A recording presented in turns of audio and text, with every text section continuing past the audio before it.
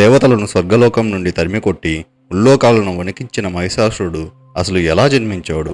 ఒక రాక్షసుడికి అగ్నిదేవుడిచ్చిన వరం, ఒక విచిత్రమైన వివాహం, ఒక అద్భుతమైన జననం, చివరికి బ్రహ్మదేవుడిచ్చిన వరంతో ప్రపంచాన్నే సవాలు చేసిన మహిషాసురుడి ఆశ్చర్యమైన కథను ఇప్పుడు తెలుసుకుందాం.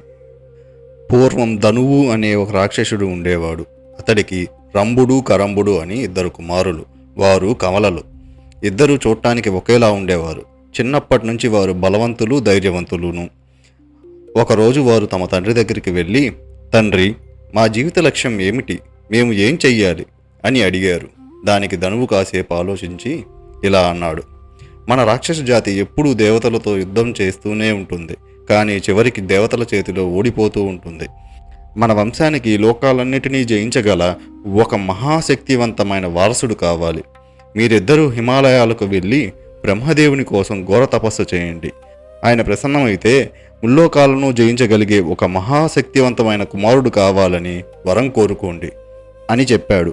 తండ్రి మాటలు విన్న రంభుడు, కరంభుడు వెంటనే హిమాలయాలకు బయలుదేరారు. అక్కడికి చేరుకున్న తరువాత ఇద్దరూ వేరువేరు విధాల తపస్సు ప్రారంభించారు. రంభుడు ఒక మహావృక్షంపై కూర్చొని తన చుట్టూ 5 అగ్నికుండలాలను ఏర్పాటు చేసుకున్నాడు. ఆ మండుతున్న అగ్నిజ్వాలల మధ్య కూర్చొని బ్రహ్మదేవుని ధ్యానం చెయ్యసాగాడు. కరంభుడు మాత్రం మంచులా చల్లగా ప్రవహించే మందాకిని నదిలో మెడవరకు నీటిలో నిలబడి తపస్సు ప్రారంభించాడు. రోజులు గడిచాయి, నెలలు గడిచాయి, సంవత్సరాలు గడిచాయి. వారి తపస్సు మరింత తీవ్రమైంది. ఈ విషయం స్వర్గలోకానికి చేరుకుంది. ఈ వార్త విన్న దేవేంద్రుడు ఆలోచనలో పడ్డాడు.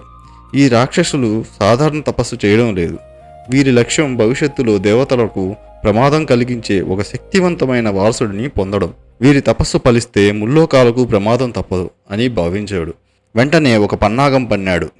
భయంకరమైన ముసలి రూపం ధరించి మందాకిని నది వద్దకు చేరుకున్నాడు. ఆ సమయంలో కరంభుడు కళ్ళు మూసుకొని బ్రహ్మదేవుని ధ్యానంలో మునిగిపోయి ఉన్నాడు. అవకాశం కోసం ఎదురుచూస్తున్న ముసలి ఒక్కసారిగా అతని కాళ్లను పట్టుకుంది.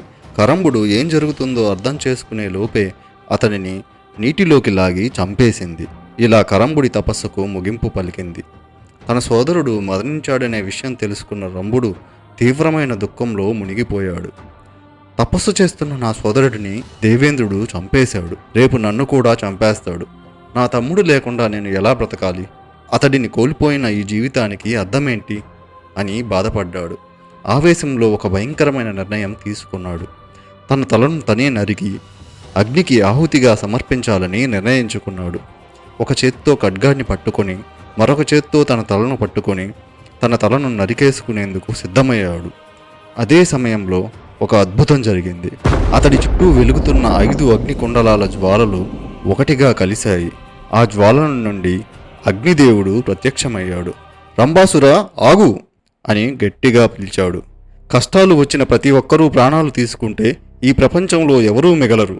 పుట్టినవారు ఎప్పటికో ఒకప్పుడు మరణించాల్సిందే, కలిసిన వారు విడిపోవాల్సిందే. ఇది సృష్టి ధర్మం అని అగ్నిదేవుడు ఉపదేశించాడు. దానికి రంభుడు, నేను నా తమ్ముడు లేకుండా బ్రతకలేను అని అన్నాడు. అప్పుడు అగ్నిదేవుడు, రంభాసురా, చింతించకు. నీ సోదరుని ఆత్మను నీలో విలీనం చేస్తాను. నీవు నన్ను ఆరాధించి ఎంతో భక్తితో నాకు ఆకులను, నెయ్యిని సమర్పించావు. అగ్నిని ఆరాధించిన వ్యక్తి ఆత్మహత్యకు పాల్పడి అకాల మరణాన్ని పొందకూడదు. నీ భక్తి నన్ను ఎంతో సంతోషపరిచింది. నీకు ఏం వరం కావాలో కోరుకో అని అన్నాడు. రంభుడు వెంటనే అగ్నిదేవుడికి నమస్కరించి ఇలా అన్నాడు, ప్రభు, నా తండ్రి కోరిక నెరవేరాలి. ముల్లోకాలను జయించగలిగే ఒక మహాబలశాలి నాకు కుమారుడిగా కావాలి. అతన్ని చూసి దేవతలు, రాక్షసులు, మానవులు అందరూ భయపడాలి. దానికి అగ్నిదేవుడు చిరునవ్వు చిందిస్తూ, తదాస్తు, నీకు ఒక అపార శక్తి గల కుమారుడు జన్మిస్తాడు. అయితే ఒక విషయం గుర్తుంచుకో, నీవు ఎవరిని వివాహం చేసుకుంటావో నీ కుమారుడు ఆమె జాతి రూపంలో జన్మిస్తాడు. కానీ అతనికి కావాల్సిన రూపాన్ని ధరించే శక్తి ఉంటుంది అని వరం ప్రసాదించాడు. రంభుడు ఆనందంతో అక్కడి నుండి బయలుదేరాడు. ఇప్పుడు తనకు తగిన భార్యను వెతకడం ప్రారంభించాడు. యక్షులు, గంధర్వులు, అప్సరసులు ఉన్న అనేక ప్రాంతాలను సందర్శించాడు. ఎంతోమంది అందమైన స్త్రీలను చూశాడు. కానీ ఎవరూ అతని మనసును ఆకట్టుకోలేకపోయారు. ఒకరోజు యక్షపర్వతాల ప్రాంతంలో సంచరిస్తూ ఉండగా అతని చూపు ఒక మహిషిపై పడింది. నల్లని మెరిసే శరీరం, వంపులు తిరిగిన అందమైన కొమ్ములు, అద్భుతమైన బలం. ఆమెను చూసిన క్షణమే రంభుడు ఆశ్చర్యపోయాడు. ఇంత అందమైన జీవిని నేను ఇప్పటి వరకు చూడలేదు అని మనసులో అనుకున్నాడు. వెంటనే ఆమె వద్దకు వెళ్ళి నన్ను వివాహం చేసుకుంటావా అని అడిగాడు. ఆ మహిషి కూడా సాధారణ జీవి కాదు. ఆమె రంభుడి వైపు చూసి నువ్వు కూడా నా జాతి రూపంలో మారగలిగితే నేను నిన్ను వివాహం చేసుకుంటాను అని చెప్పింది. అగ్నిదేవుడిచ్చిన వరం వల్ల రంభుడికి కామరూప విద్య ఉంది. అతను వెంటనే ఒక బలమైన మహిషి రూపాన్ని ధరించాడు. అలా వారిద్దరూ తమ జాతి సాంప్రదాయ ప్రకారం వివాహం చేసుకున్నారు. ఆ తరువాత ఎంతో ఆనందంగా అనేక ప్రాంతాల్లో సంచరిస్తూ జీవించారు. కొంతకాలానికి ఆ మహిషి గర్భం ధరించింది. ఆ వార్త విని రంభుడు ఎంతో సంతోషించాడు. తనకు జన్మించబోయే కుమారుడే భవిష్యత్తులో ముల్లోకాలని జయిస్తాడని నమ్మాడు. ఒకరోజు తన భార్యను తీసుకుని పాతాళలోకానికి బయలుదేరాడు. కానీ మార్గమధ్యంలో ఒక ప్రమాదం ఎదురయ్యింది. గతంలో ఆ మహిషిని వివాహం చేసుకోవాలని కోరుకున్న ఒక బలమైన దున్నపోతు వారిని చూసింది. ఆమె తనను తిరస్కరించిన విషయాన్ని అది మర్చిపోలేదు. ఇప్పుడు ఆమెను రంభుడితో కలిసి చూడగానే దానికి కోపం మళ్లీ చెలరేగింది. నన్ను తిరస్కరించి ఒక రాక్షసుడిని వివాహం చేసుకుంటావా అని ఆగ్రహంతో గర్జించింది. అది నేరుగా మహిషిపై దాడి చేయడానికి ముందుకు దూసుకొచ్చింది. అప్పుడు మహిషి భయంతో గట్టిగా అరుస్తూ సహాయం కోసం పిలిచింది. ఆ అరుపులు విన్న రంభుడు వెంటనే అక్కడికి చేరుకున్నాడు. తన భార్యను రక్షించుకోవడానికి ఆ దున్నపోతుతో యుద్ధానికి దిగాడు. భయంకరమైన పోరాటం ప్రారంభమైంది. ఇద్దరూ ఒకరిపై ఒకరు విరుచుకుపడ్డారు.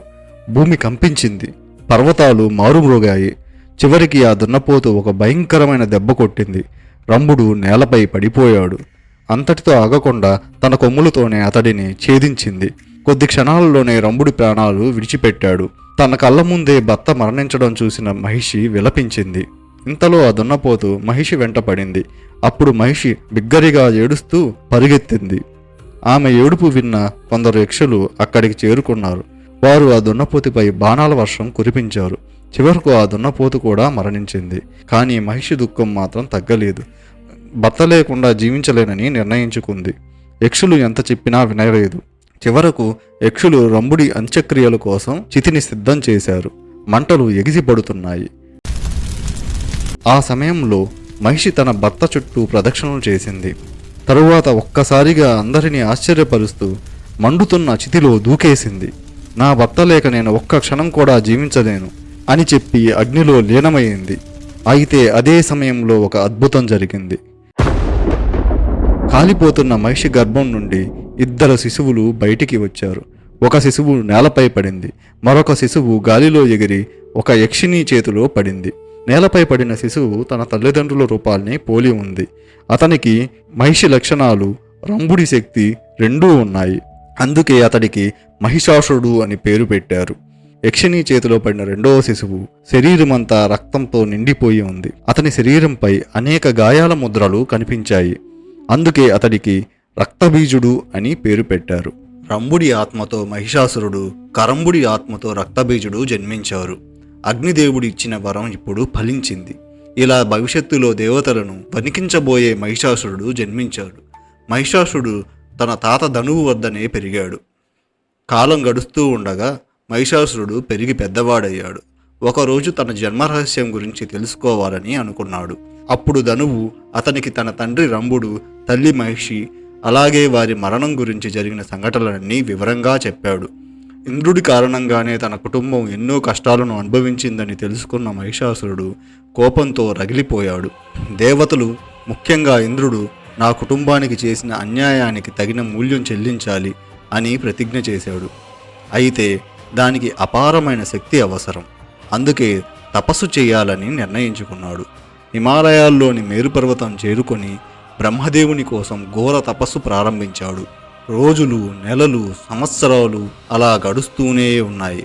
కానీ మహిషాసురుడు తన తపస్సు ఆపలేదు. 1 సంవత్సరం కాదు, 100 సంవత్సరాలు కాదు, 1000 సంవత్సరాలు కాదు, పూర్తి 10,000 సంవత్సరాల పాటు అతను నిరంతరంగా తపస్సు చేశాడు. అతని తపోశక్తి ఎంత పెరిగిందంటే అతని శరీరం నుండి తపోశక్తి అగ్నిజ్వాలల రూపంలో బయటికి రావడం ప్రారంభించింది. ఆ వేడి లోకాలన్నిటినీ తాకింది. దేవతలు కూడా ఆ తపస్సు ప్రభావాన్ని భరించలేకపోయారు. చివరికి బ్రహ్మదేవుడు ప్రత్యక్షమయ్యాడు. మహిషాసుర, నీ తపస్సు నన్ను ఎంతో సంతోషపరిచింది. నీకు ఏం వరం కావాలో కోరుకో. అని అన్నాడు. మహిషాసురుడు వెంటనే నమస్కరించి, ప్రభు, నాకు అమరత్వం ప్రసాదించండి. నేను ఎప్పటికీ మరణించకూడదు. ప్రళయం వచ్చినా, లోకాలు నశించినా నాకు మరణం ఉండకూడదు అని కోరుకున్నాడు. బ్రహ్మదేవుడు చిరునవ్వు నవ్వి, అది సాధ్యం కాదు. పుట్టిన ప్రతి జీవి మరణించాల్సింది అని చెప్పాడు. అప్పుడు మహిషాసురుడు కాసేపు ఆలోచించి ఒక తెలివైన వరం కోరుకున్నాడు. దేవతలు, రాక్షసులు, మానవులు, యక్షులు, గంధర్వులు, నాగులు ఏ జీవి కూడా నన్ను చంపకూడదు. ఒకవేళ నాకు మరణం రావాల్సి వస్తే ఒక స్త్రీ చేతిలో మాత్రమే నాకు మరణం రావాలి అని వరం కోరాడు. అంతేకాదు, ఆ స్త్రీ సాధారణ స్త్రీ కాకూడదు. ఏ తల్లి గర్భం నుంచి పుట్టకూడదు. ఎవరికి ఈ భార్య కాకూడదు. తనంతట తనే అవతరించాలి అని చెప్పాడు. మహిషాసురుడు మనసులో నవ్వుకున్నాడు. ఒక ఆడది నన్ను ఏం చేయగలదు అని భావించాడు. దానికి బ్రహ్మదేవుడు తదాస్తు అని వరం అనుగ్రహించాడు.